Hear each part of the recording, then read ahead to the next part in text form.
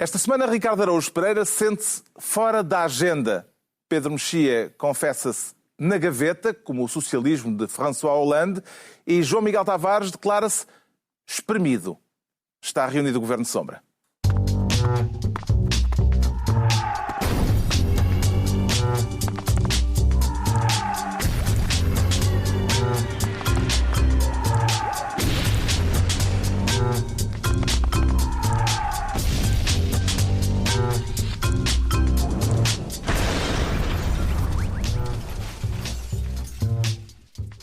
Ora viva, então, sejam bem-vindos depois de uma semana em que se reacendeu a polémica sobre a supervisão do BPN, o Banco Português de Negócios, com Durão Barroso e Vítor Constâncio num duelo de memórias sobre aquilo que foi feito e o que não se fez para evitar o buraco que agora andamos todos a pagar. Vamos falar disso daqui a pouco.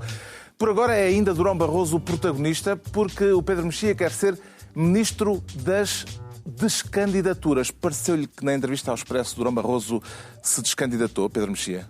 Claramente se descandidatou. Aliás, está aberto o período de descandidatura, porque Marcelo Rebelo de Sousa já se descandidatou. Durão e Marcelo estão a aplicar a mesma tática?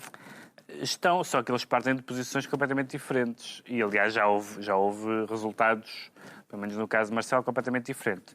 Marcelo aparentemente descandidatou-se porque aparentemente foi desautorizado pela moção de Passos e depois, mas continua à frente nas sondagens como candidato da direita, e depois foi ao Congresso do PSD, ocorreu-lhe à última hora, atenção, não foi uma coisa planeada, ocorreu-lhe à última hora no táxi, e reconciliou-se visivelmente com o partido e teve uma prestação brilhante, e portanto a descandidatura de Marcelo é a descandidatura falsa de quem está por cima e quer a vaga de fundo, mesmo que não seja o preferido do partido. E a descandidatura de Durão? A descandidatura de Durão parece um pouco diferente, porque, enfim, há muitas pessoas que dizem que ele realmente não quer ser Presidente da República, ou que não quer agora, ou porque não acha que é o momento, mas Durão não tem, embora tenha bastantes tropas no partido, não tem as mesmas possibilidades eleitorais do que Marcelo. E, portanto, Marcelo pode provocar a vaga de fundo, descandidatando-se,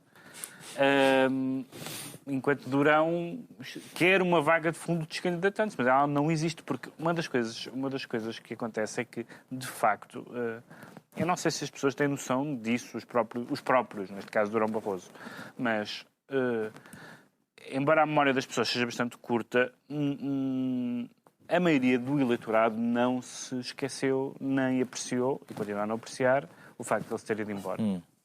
E não há absolutamente ninguém que eu conheça, nem à direita nem à esquerda, que ache que os últimos anos, a crise que se abateu sobre a Europa nos últimos anos, foi significativamente minorada não apenas por Durão Barroso, mas pela União Europeia em geral. Quando muito pelo BCE, quando muito pelo Mário Draghi. Porquê é que achas então que ele quer mesmo candidatar-se? É que tu estás a defender quase uma impossibilidade da descandidatura na política portuguesa.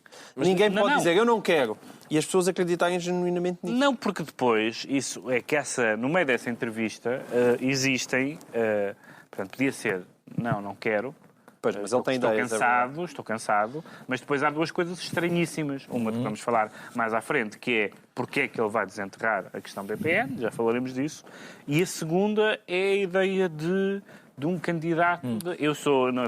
Não gosto de argumentos ad Salazarum, mas da União Nacional. O que é que lhe parece a ideia de Durão Barroso de um candidato presidencial do Bloco Central, PS-PSD, proposta por Durão Barroso na entrevista ao Expresso? A mim parece-me bastante palerma, assim, dizendo rapidamente, e de alguém que se calhar está pouco habituado, embora não é que a Comissão tenha assim tanto poder, mas às vezes dá-me esta ideia do consenso, a qual eu próprio tenho defendido, atenção. Mas quer dizer, há limites.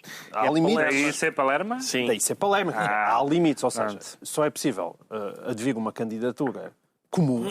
Parece-me óbvio. Se PS e PSD decidissem apresentar o mesmo presidente, isso só seria possível havendo previamente acordo entre PS e PSD no governo. Para já, as candidaturas não são dos partidos e eu não estou só a dizer isto do ponto de vista do ponto de vista institucional, não são... É que não são de facto os partidos. E o exemplo máximo é Jorge Sampaio, que avançou...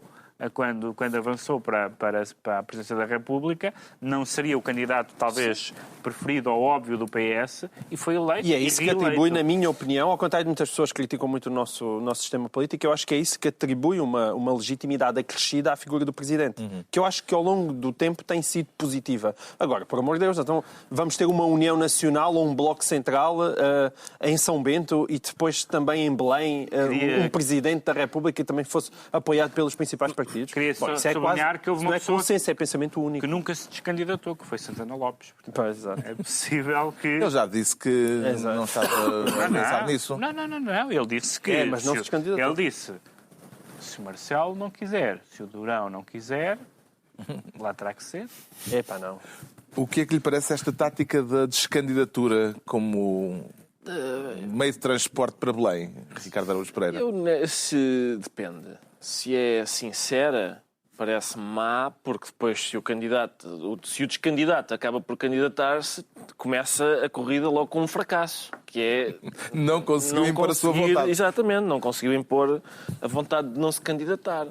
Se não é sincero, aliás, se realmente se verificar, eu fico com pena. Porque acho que Durão Barroso é um homem que já provou que sabe estar num cargo decorativo. Eu fico chocado quando o Pedro Mexia diz que nenhuma das pessoas que conhece atribui a Durão Barroso... Mas eu conheço pouca gente, como sabes. Está bem, mas por amor de Deus, ninguém das duas relações dá valor àquela iniciativa do Durão Barroso... Eu acho que eu tenho isso para aqui. Eu agora não me ocorre, mas eu sei que tenho isso apontado a alguns. Sim, houve uma iniciativa dele. Talvez o carregador único de telemóvel, mas isso deve ter sido do Parlamento Europeu. Seria essa, não? Eu acho... Não sei. É uma boa ideia. Mas eu acho que a dele não é tão marcante para a nossa vida em sociedade como essa. Mas eu sei que houve uma.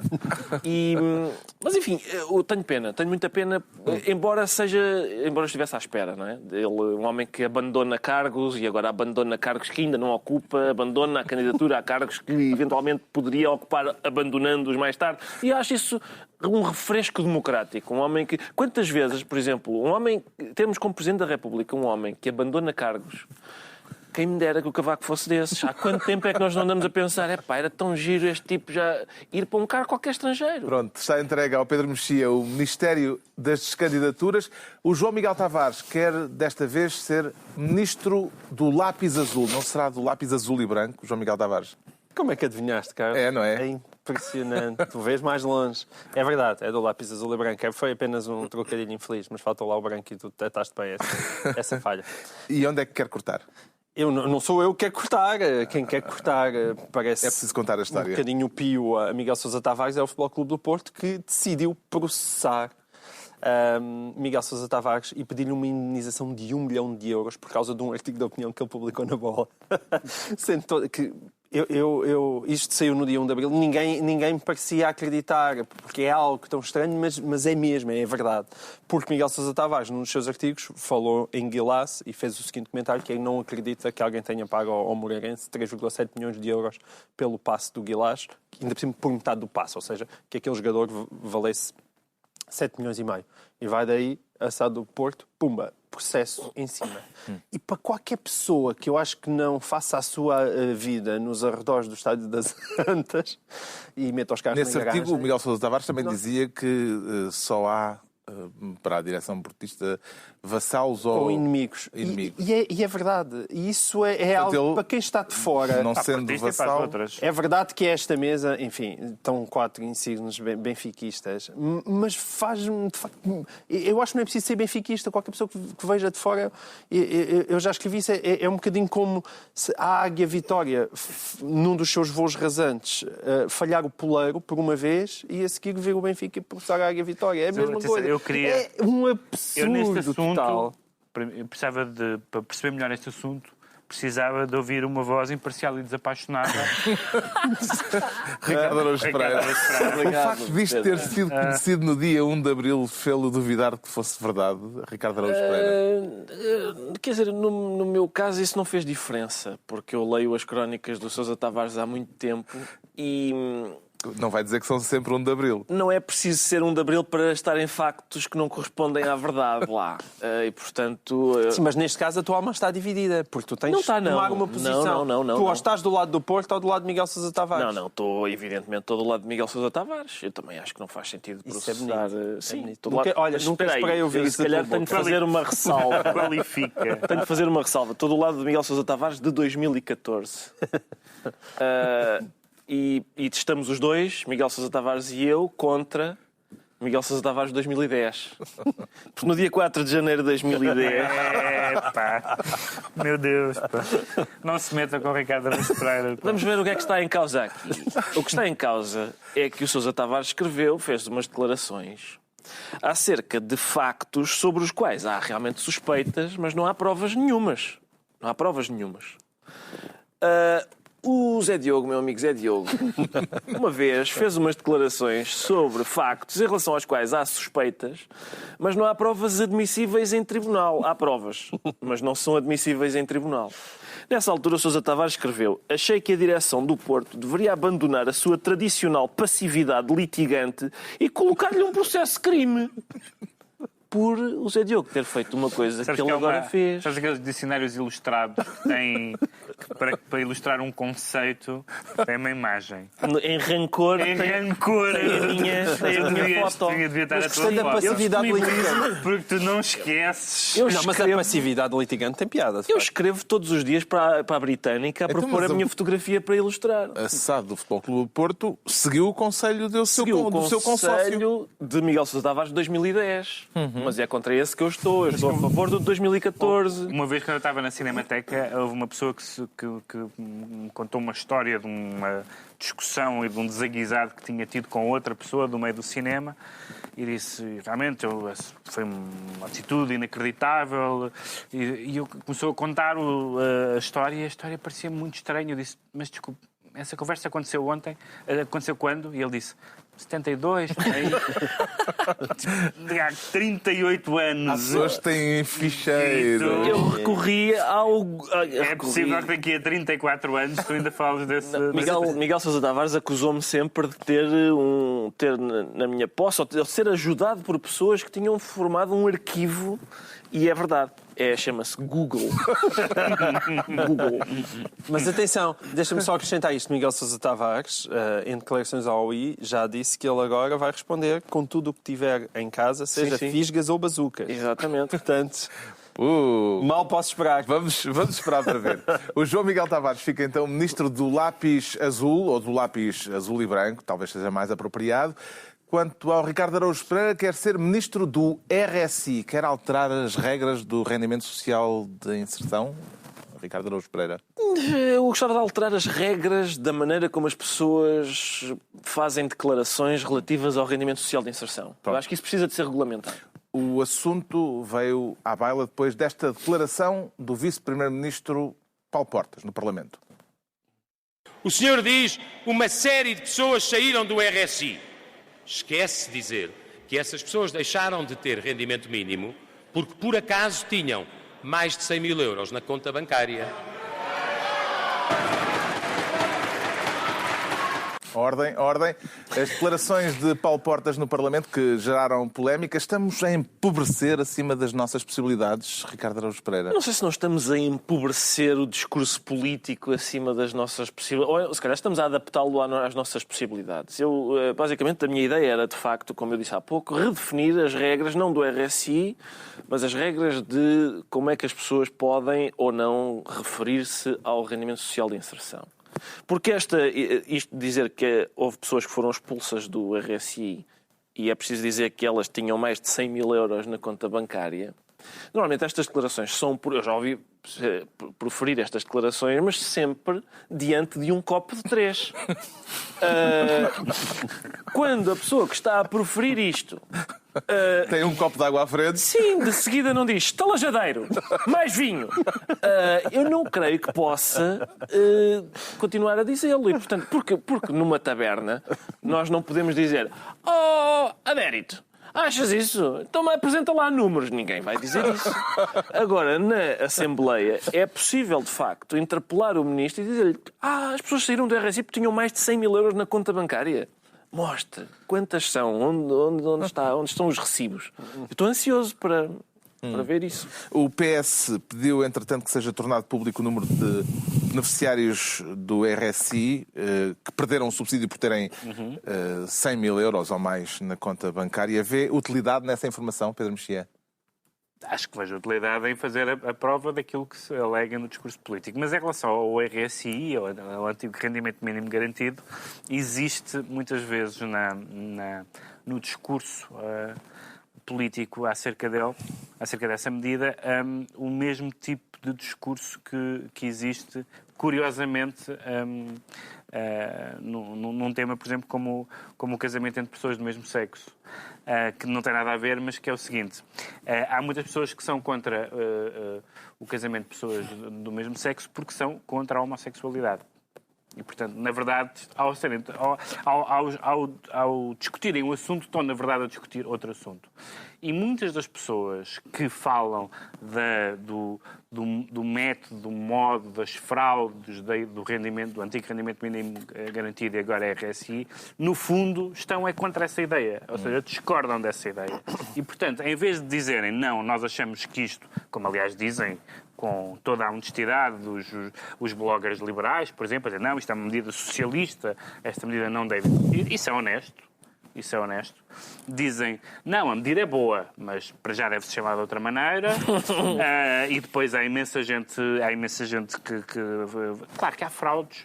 Não há nenhum programa Houve pessoas nos Estados Unidos que alegaram que perderam familiares no 11 de setembro sem terem perdido familiares no 11 de setembro para receberem apoios do Estado. Portanto, há fraudes nas situações mais escandalosas e as fraudes devem ser, evidentemente, combatidas, punidas, etc. Mas o que nunca fica claro, e que, sobretudo no caso do CDS nunca fica claro, é se o discurso é realmente contra as fraudes ou contra a própria ideia. E é bastante diferente uma coisa à outra. Toda a gente é contra as fraudes, mas...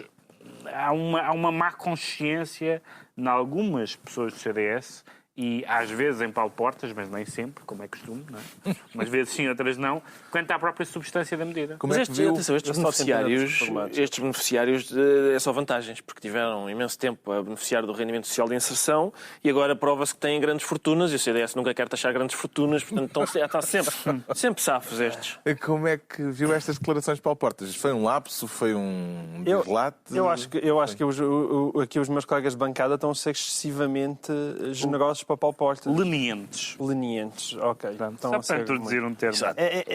Porque há um pequeno detalhe. É que Portas mentiu. Aquilo está errado. É na Assembleia? Não, é mentira. Não são 100 mil. 100 mil eram em 2012. Hoje em dia são 25 mil. Um pequeno, erro só de 75%. De 25 mil está a são referir-se 25 mil euros. Os limites e depois regras. As novas regras para as pessoas receberem rendimento social em sessão. Não são 100 mil, são 25 mil. E não são contas bancárias. É património imobiliário. Portanto, o carro do senhor conta. E o que tenha. Claro. Percebe? E, portanto, aquilo é mentira. É mentira. E sobretudo... Desta eu não estava à espera. Peço desculpa, eu não me referi a isso porque não fazia ideia. E nesta altura... Esse documentário lembrou-me um comentário muito bom quando foi o caso Mónica Lewinsky, o comentário sobre o caso de Gore Vidal, do escritor Gore Vidal, que disse: uma imoralidade na Casa Branca. Não, mas quer dizer, há limites e sobretudo em questões de, digamos assim, sensibilidade social, que geralmente são tão caras a Paulo Portas, parece que só são caras quando se trata de reformados. Abaixo disso, nenhuma piedade. Vão trabalhar malandro. Mas sabes que, infelizmente, eu tive várias vezes essa experiência de pessoas que não eram eleitorado do CDS, que votaram CDS, às vezes pelos piores motivos. Ou seja, há num certo sentido, num certo senso comum, um discurso de vão trabalhar malandros. como há, num certo sentido, um discurso que felizmente o CDS corrigiu nos últimos anos, quando a essa altura o partido teve a tentação de ligar os números da imigração à criminalidade, que ainda por cima depois se revelou que não havia nenhuma relação significativa, quer dizer, a percentagem não era mais alta do que em relação aos cidadãos portugueses e, portanto, o CDS, às vezes, lembramos que o CDS teve, no tempo do monteirismo, uma fase populista e eles ainda não perderam, de vez em quando, uns momentos que eu... Isto foi uma... Não, mas é muito infeliz. Vai trabalhar malandro? Eu acho que sim. Neste contexto é absolutamente inadmissível. Nós estamos a falar, quando se olha realmente para os números, estamos a falar, passou de 2010 para a atualidade, recebiam 399 mil pessoas, hoje são 228 mil. Uhum. Como é que se pode ter São quase metade das pessoas, na altura em que a Troika e a austeridade mais atacou. Ora, isso só é compreensível com as mudanças de regras. E, portanto, ao menos que Paulo Portas as conhecesse. Temos assim o Ricardo Araújo Pereira, ministro do RSI.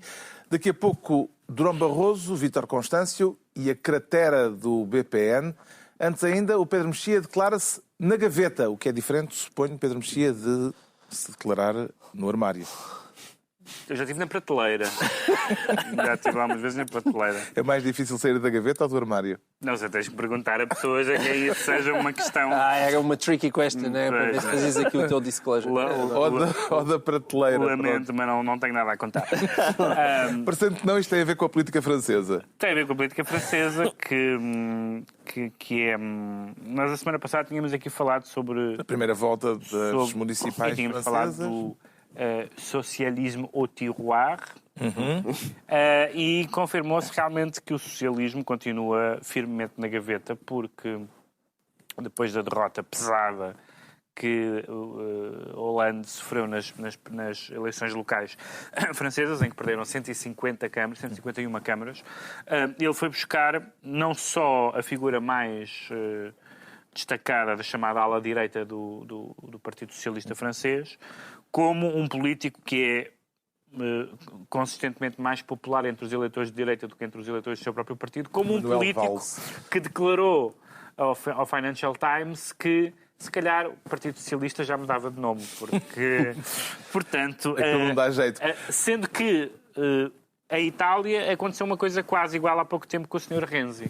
Portanto, a história da crise da social-democracia, do socialismo democrático e da social-democracia, continua a ser absolutamente evidente. E estamos a falar de um país que não é um país irrelevante no destino... Na história do chamado socialismo democrático. No destino da Europa. E eles irem buscar esta figura que eles têm chamado quase uma espécie de Sarkozy da esquerda. De Sarkozy da esquerda, que tem, por exemplo, um discurso, foi ministro do Interior e que teve um discurso, digamos, de linha dura. E mandou a polícia ir buscar uma criança cigana para deportar. Aos ciganos, etc. E diz que expulsou mais imigrantes do que Sarkozy, não é? Sendo que ele é um naturalizado francês, portanto é de origem catalã, não é? É catalão. E portanto, é bastante curioso que a esquerda, neste momento de crise, a esquerda mainstream... Vira-se para a direita. A esquerda que teve uma derrota grande. A semana foi atribulada, porque, como o Pedro Mexia já disse, o presidente francês teve de fazer uma remodelação depois de se desdobrar em contactos para substituir o governo. E subsistir também. E subsistir no governo, dando um sinal de renovação ao eleitorado. Foi uma semana muito trabalhosa para o presidente François Hollande, com reuniões ao mais alto nível. Pensava que tínhamos imagem dessas reuniões. Temos. Cá estão elas. Imagens dos encontros que o presidente francês manteve. É uma belíssima definição da esquerda francesa. Mas falta ali um membro do governo mais saliente. E agora para os ouvintes da rádio. Para os ouvintes da rádio. É o Sabes dizer? François Hollande. Por ordem. Exatamente. É Pluto, Pato Donald, Mickey, Minnie e Pateta. Todos a cumprimentar. O Pateta É O Pateta é o O Pateta é é o da direita. O Pluto é o primeiro. na verdade, são bookends de patetas. Não é? Um pateta Chama-lhe Pateta. em cada ponto. Pois é verdade. Não, mas atenção, mas é interessante. Mas o Manuel Valls, pelo contrário, pode vir a ser uma pessoa interessante. É encantador o facto de regressar ao governo sem Ségolène Royal. Via pasta do ambiente. Ambiente, energia. Todas as Júlia semanas, Gaia ainda não se pronunciou sobre esse facto, não é? Agora vai estar sempre reunida em Conselho de Ministros com todas as semanas o vai. seu ex. A extrema-direita foi uma das forças vencedoras. Há este caso curioso de, em França, ter ganho uma socialista nascida em Espanha, na Andaluzia, e agora estar em Paris. Ganhou Anne Hidalgo, que nasceu em Espanha, na Andaluzia, e o novo primeiro-ministro francês nasceu na Catalunha. Isto poderá ter leituras políticas, Ricardo Araújo Pereira? Pois, não para aí esses imigrantes...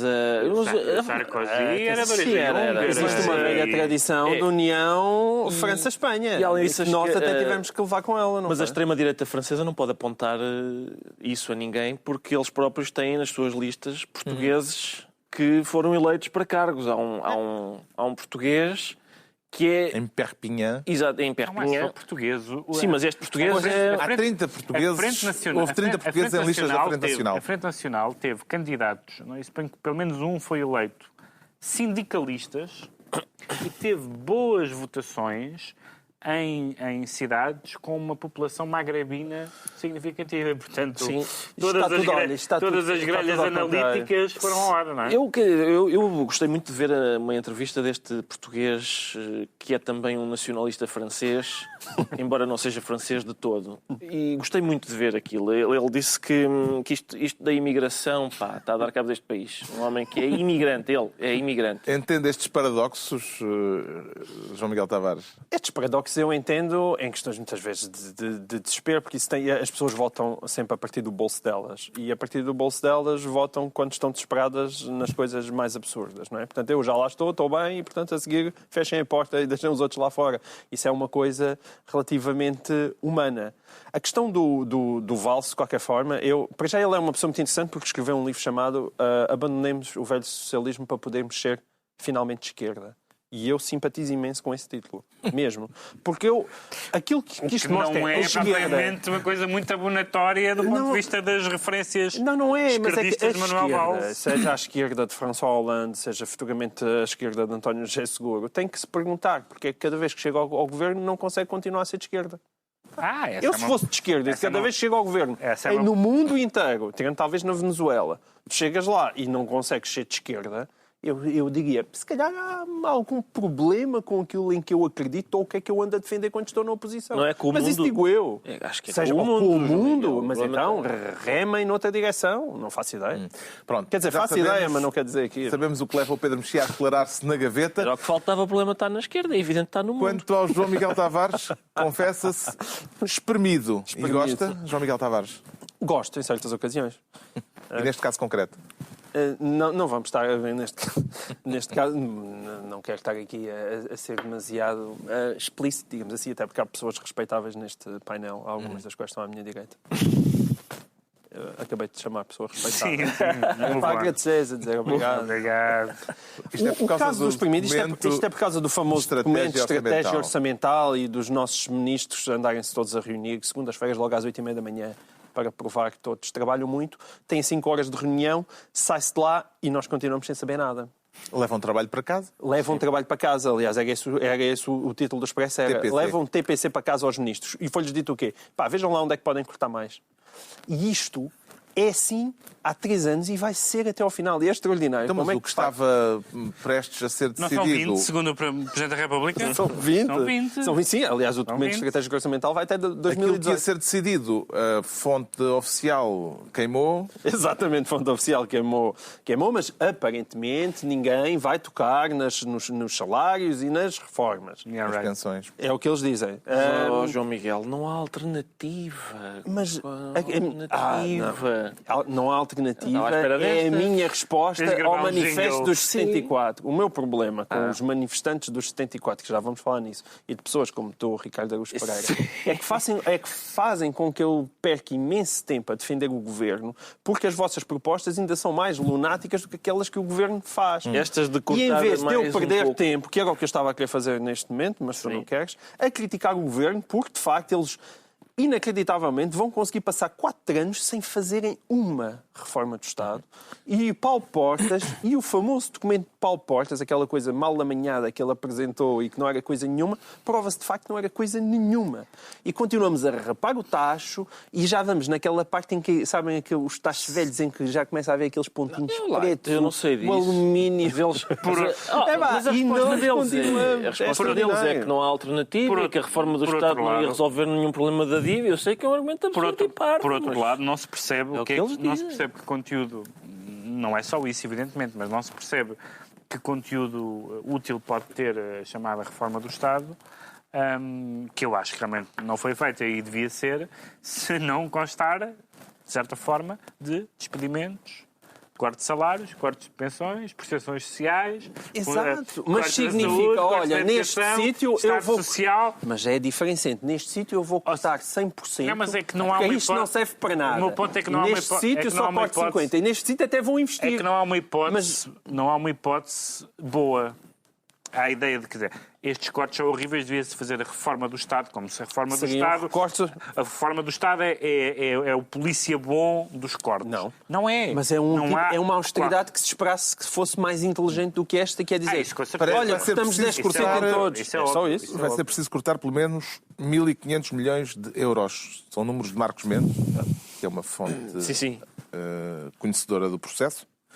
Parece-lhe possível 1.500 milhões de euros? Não só é uma fonte conhecedora de processo Marcos Mendes, como Marcos Mendes geralmente nunca vem nenhum ministro mandá-lo calar. Exatamente, aí é que está. Ele disse entre 1.500 milhões e 1.700 milhões de euros. Não só é uma fonte fiável, como não comete gafes como aquele secretário de Estado. Quando Marcos Mendes diz uma coisa é porque é mesmo para ser dita. Eu acho que quer dizer, eu sei exatamente onde é que isto vai dar. Quer dizer, toda a gente já sabe, não é? Que é, esta semana, não sei se viram isso, o pai de Pedro Passos Coelho deu uma entrevista a dizer que o país estava mal. Mais uma. Outra vez a dizer que o país está mal. Mas é evidente, o Passos está a dizer, corta aí a reforma. E é isso, e leva toda a gente, porque o senhor dá entrevistas. Cada vez que este senhor dá uma entrevista, a minha avó fica sem mais um naco da pensão. Porque o Passos Coelho diz, menino, dá cá mais um pouco. Mas é uma cena freudiana. Acho que sim, pá. Acho que é isso. Acredita nesta intenção declarada de não cortar salários e pensões, Pedro Mexia? Acho que quando estavam a falar da expressão estratégia, estratégia é uma palavra bastante, digamos, otimista, porque estratégia, por exemplo, significava que se soubesse, ou pelo menos que o próprio governo soubesse o que é que vai fazer a seguir à saída da Troika. Isso, por exemplo, é uma noção relativamente básica de estratégia. O governo já disse que não sabe, tem as opções em aberto, ou seja, ainda não recebeu um mail a dizer o que é que vai fazer. E, portanto, não sei se é grande estratégia. Agora, é evidente que não é pensável, nem neste governo, nem no governo seguinte, se for de seguro, que a austeridade vai acabar. Está esclarecido porque é que o João Miguel Tavares se sente espremido, ao mesmo tempo que o Ricardo Araújo Pereira se declara fora da agenda. Isso não é modéstia a mais da sua parte, Ricardo Araújo Pereira? Não. Ainda por cima agora com um novo programa quase a estrear. Não, mas depois quando ele for para o ar percebe-se porque é que mesmo assim não marcará a atualidade. Esse seu estado de espírito, pelo que percebi, é uma pequena homenagem ao cabeça de lista da coligação PSD-CDS. Paulo Rangel disse que o manifesto dos 70 já estava fora da agenda. Isto no dia em que o manifesto recolheu assinaturas suficientes para ser debatido na Assembleia da República. Não que isso seja... Escolheu e superou largamente. E mais. Dezenas de milhares. Mas por acaso não é um bom indício. Como sabes, houve assuntos Está bem, mas eu tenho um argumento melhor. aos quais nós somos até sensíveis, que também foram debatidos na Assembleia. como um acordo ortográfico. Sim. Não, mas atenção, eu tenho outro argumento maior ainda, que é como é que está fora da agenda se na passada quinta-feira era o tema do Fórum do TSF. A não ser que a rádio em que este programa passa seja uma... Enfim, não marca a atualidade. O argumento de Manuel Acácio. Exatamente, é o meu argumento de Manuel Acácio. Muito bem. E, portanto, eu gostaria que... Eu vou gostar de ver se e quando o assunto for debatido na Assembleia da República, quando o grupo parlamentar do partido a que pertence Paulo Rangel estiver a debatê-lo e eles estiveram ao mesmo tempo a dizer isto é da agenda, falta falares dos generais todos das Forças Armadas e de Dom Januário. E Dom Januário já veio apoiar o manifesto de 74. Com Paulo Rangel, João Miguel Tavares. Esqueceu da agenda. Não, a única coisa que eu gostava é que fosse verdade, ou seja, eu gostava que aquelas pessoas que assinaram aquilo pensassem, isto se calhar é um bocado parvo. E aquilo saía da agenda porque elas tinham chegado à conclusão que aquilo era mesmo bastante palerma. Mas como as pessoas, infelizmente, não chegaram ainda a essa conclusão, aquilo está bastante na agenda. Sabes que uma vez contaram uma história de uma senhora que vai na autoestrada e o carro dela começa a arder, começa a pegar fogo. O capô começa a pegar, mas um fogo bastante intenso. E ela sai do carro e começa a soprar para o capô, evidentemente não conseguindo apagar o fogo. Há alguma analogia? Parece-me que Paulo Rangel está a tentar apagar este fogo do manifesto com a boca. É isso. Mas eu acredito que Paulo Rangel não tenha mais do que isso, mas não te preocupes, que os bombeiros da União Europeia tratam do manifesto. Esta semana, curiosamente, no 1º de abril... Mário Branco, em reacionário. Não te preocupes, filho, que os bombeiros tratam-te do manifesto. Consolida. Olha, sabes que eu sou um enorme fã do FMI. Pá. Curiosamente, no dia 1 de abril, um dos subscritores do manifesto dos 70 ou dos 74, quer dizer, eram 74, agora pelos vistos são só 73, porque o presidente da CIP, António Saraiva, que subscreveu o manifesto, veio dizer que se fosse hoje já não assinava o documento. Mas porque não lhe agradou. Ele justificou muito bem. Não lhe agradou que aquilo tivesse sido tão politizado. Mas eu percebo. Compreende este arrependimento? Claro que sim. Então, trata-se de um documento sobre a política económica e financeira do país, assinada por Francisco Louçã, João Pedrinho, Dragão Félix, Manuel Ferreira Leite. E depois é politizado. E politizar. Vocês politizam-me o manifesto. O manifesto político é politizado. Sobre a política económica e é politizado à minha revelia. É realmente escandaloso. Parece que estamos a falar de um bacalhau com batatas. Fui jantar, e de repente... Inacreditável. Só se fala em política. Parece daquelas pessoas que assinam manifestos porque lhes telefonam para casa e estão entretidos a fazer outras coisas. Onde é que isso já se viu? A gente não foi alegado. Está a coçar a micose. Está-se a coçar e diz, está bem, mete lá o meu nome nisso. Depois aquilo é politizado e as pessoas aparecem nas primeiras páginas. António Saraiva não alegou letargia nem comichão. Isso são argumentos válidos para assinar coisas. E eu nunca disse, estou arrependido. Não, eu assinei, está assinado. Sim, senhor. O Ricardo Araújo Pereira está então, diz ele, fora da agenda. Um dos temas da semana foi a polémica entre Durão Barroso, voltamos a Durão Barroso, e Vítor Constâncio, por causa da forma como o Banco de Portugal fiscalizou ou deixou sem fiscalização o BPN. Durão Barroso quis defender-se ou atacar João Miguel Tavares naquelas declarações que fez ao Expresso, dizendo que, quando era Primeiro-Ministro, chamou por 3 vezes Vítor Constâncio para pedir explicações sobre o caso BPN, que na altura ainda não era caso nenhum. O que ele quis fazer exatamente, eu não sei. Agora, defender, não vejo porquê, porque, apesar de tudo, o Durão Barroso nunca foi incluído no caso BPN e, quando ele era Primeiro-Ministro, o caso ainda não tinha estado na agenda, porque a Operação Furacão, quando se iniciou, e a primeira busca foi só em 2005, ele já tinha sido Primeiro-Ministro. Agora, atacar, eu diria que sim, tendo em conta o contexto de como aquilo foi feito, porque Durão Barroso respondeu a perguntas que não lhe tinham sido originalmente feitas por Ricardo Costa. Foi já depois da entrevista, disse, chatice você não me ter perguntado pelo caso BPN, meu amigo. Sabe, é que eu por acaso chamei Vítor Constâncio 3 vezes quando eu era Primeiro-Ministro para ele me falar disso.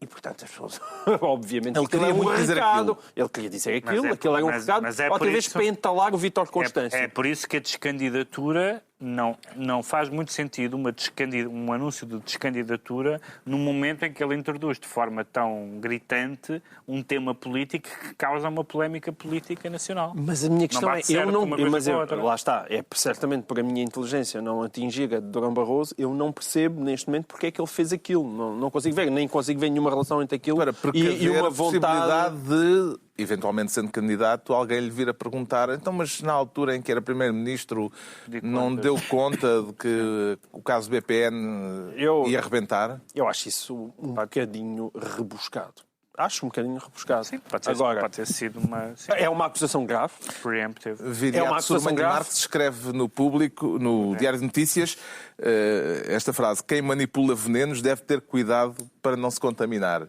E Durão Barroso acabou por cair numa polémica que provavelmente não anteviu. Eu não sei, eu acho que quem sai mais entalado disto volta a ser Constâncio, porque as pessoas não estão evidentemente satisfeitas com as explicações, apesar das 12 horas que ele já passou no Parlamento, ninguém está satisfeito aquilo. Sim, por uma razão simples, é porque de facto havia notícias, vamos cá ver uma coisa. O caso do BPN, todos os portugueses têm que exigir que aquilo seja explicado ao mínimo detalhe. E nós temos o Camilo Lourenço, já se fartou de dizer que ele tinha uma revista que ainda existe, na altura era diretor da Exame, e que fez capa em 2001 com o caso do BPN. E ele veio dizer no Parlamento, em 2009, que a fonte daquela notícia era alguém dentro do Banco de Portugal.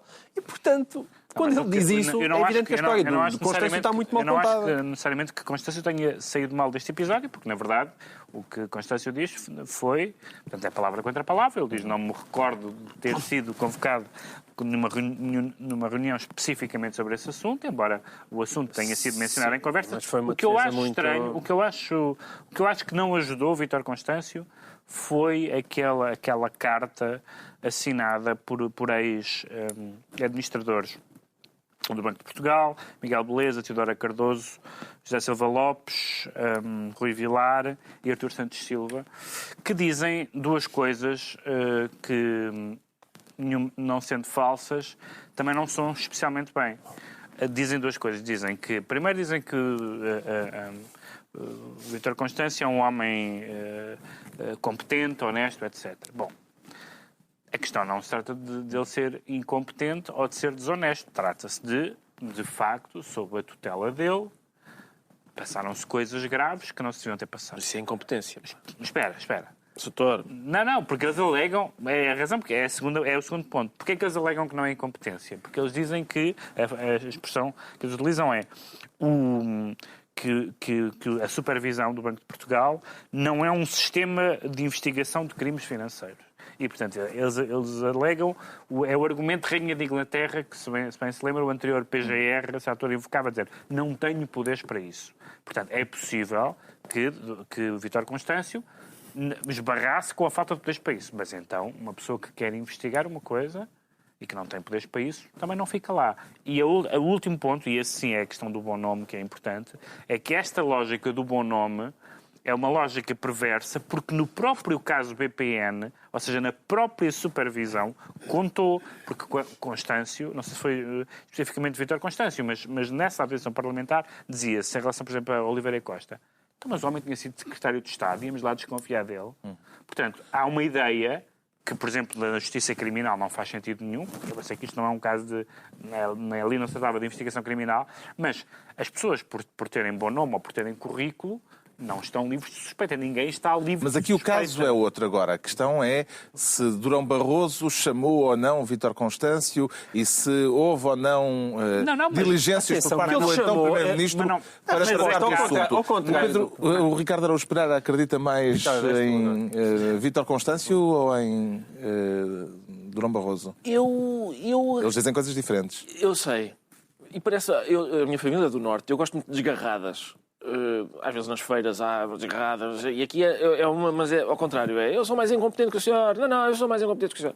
E eu acho que o que é curioso aqui, a pessoa com quem eu mais discordo no meio disto tudo é Viriato Surmanho Marques. Porque eu acho que o Durão Barroso falou nisto justamente para se contaminar. Porque quem tem o BPN no currículo está muito bem na vida. Toda a gente está ótima. Há um tipo que é ministro, o outro foi secretário de Estado, uma pessoa que tem um círculo de amigos bastante vasto ligado ao BPN e até foi acionista, é Presidente da República. Há um que tem uma pulseira capita, Portanto, mas mesmo não esse parece que consegue. Não é mau. Um está em casa confortavelmente com uma pulseira no tornozelo, que é sensualidade, além de joalharia. Há um tipo que devia ter fiscalizado aquilo tudo, tem um alto cargo no estrangeiro. Não é veneno, é poção mágica. Ora, está, Portanto, é isso. poção mágica. Muito bem. Também são trocos, são 3 milhões e 400 mil. É fazer as contas. Já estamos na altura dos decretos. O João Miguel Tavares decreta... Exatamente. A Isabel Jonet.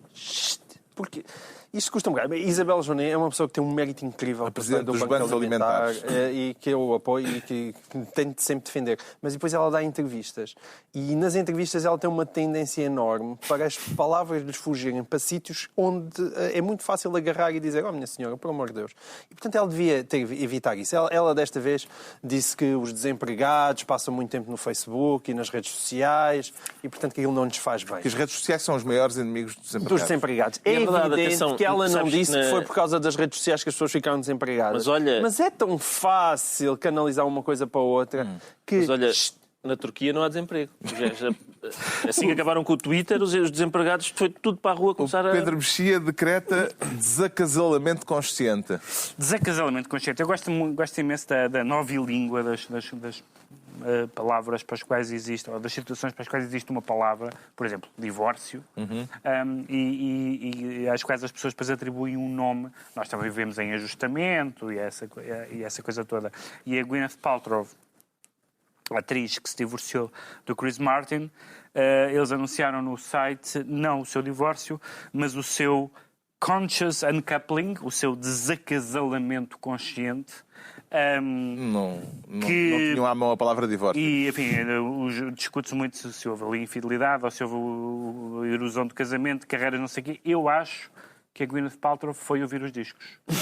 E disse, não, isto não pode ser. Os discos dos Coldplay, e disse, não, isto não pode continuar. Por fim, o Ricardo Araújo Pereira decreta boa ficção portuguesa. Exatamente, porque a ficção portuguesa time. Esteve em alta, em prime time esta semana, sim, foi um tempo de antena que o PS fez com um vídeo só com ficções inventadas por Passos Coelho, e aquilo acho que esteve muito bem nas audiências, fez muito bem nas audiências. É a prova de que a ficção de autores portugueses tem lugar, sobretudo quando o guião é bom, como era o caso. E o artista também não é mau. O artista também faz... Tem boa voz. Boa voz, sim. E gostei muito de ver aquilo. Havia coisas que eu já não me lembrava e são realmente ficção e adorei. Está concluída mais uma análise da semana. De hoje a 8 dias, à mesma hora, novo Governo de Sombra. Pedro Mexia, João Miguel Tavares, Ricardo Araújo Pereira.